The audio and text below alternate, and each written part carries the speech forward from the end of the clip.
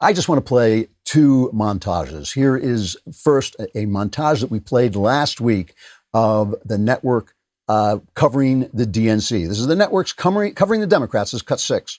A different kind of fierce there from Michelle Obama and explaining what she means by going high in these times, in this moment in history. Kind of a sermon on empathy, but she also wielded a sledgehammer against President Trump in that speech, direct and forceful. A character endorsement of Joe Biden, but a searing indictment of Donald Trump, and also an exhortation to go out and vote early, as she said, and in person, if you can. Extraordinary speech by the First Lady, and I can't help think about even her in that earlier documentary this year, Becoming, where she talked about her trauma. I kept thinking of on alarms where it says break glass in case of emergency. There was glass all over the place by the end of this speech. This was an emergency speech by someone who's not a politician, who has written one of the most successful books in modern times.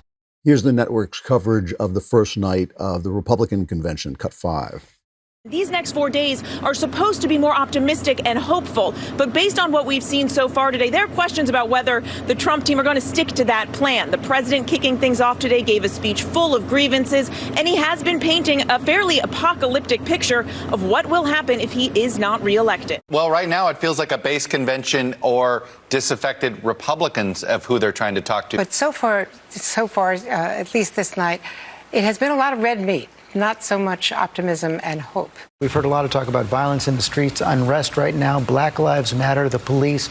No talk about what's roiling the streets of Kenosha, Wisconsin right now. And what's interesting, if I can, I'm just hung up a little bit about Nikki Haley, a comment that she made, America is not a racist country. I think that that's a statement that a lot of black people, black and brown people, would take umbrage with.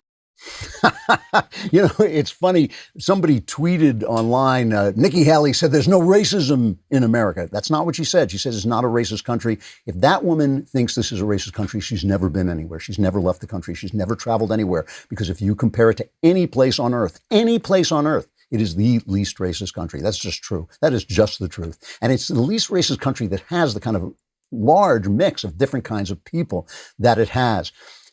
One of the biggest things that they're trying to stop, not just the idea that the Republicans aren't racist. They do not want you to see that. They do not want you to think it. They do not want the thought to enter your head. But the other thing is that it's somehow, first of all, that we have to keep the economy shut down, but it's Trump's fault that the economy is shut down. And the idea that Trump mishandled the pandemic. The RNC played a video of Democrats praising Trump's actions during the pandemic. Here's that video. He said everything that I could have hoped for. Promise made, promise kept. He is ready, willing, and able to help. He has been responsive. He's done a lot of good things. What the federal government did was a phenomenal accomplishment. In our hour of need, and you all literally are helping us in a big way, we were at the edge, and this is life or death stuff, and we're forever thankful for that.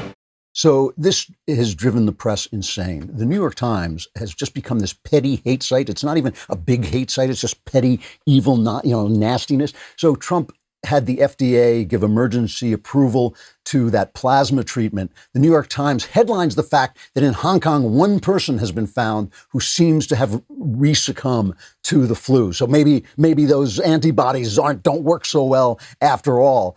They actually had another headline today saying that the statistic that this treatment saved 35% of the people, it actually helped resulted in 35% fewer deaths, about a third fewer deaths, that this was totally untrue. It was 20% fewer deaths. Well, there are many different studies, some 50%, some 20%, of various reliability. But that's the whole point of an emergency clearance from the FDA. We haven't had time to do the testing. They are getting out of the way. They're cutting red tape so we can get more help to more people. Hopefully, if it works, if it doesn't, obviously you put the restrictions back in place.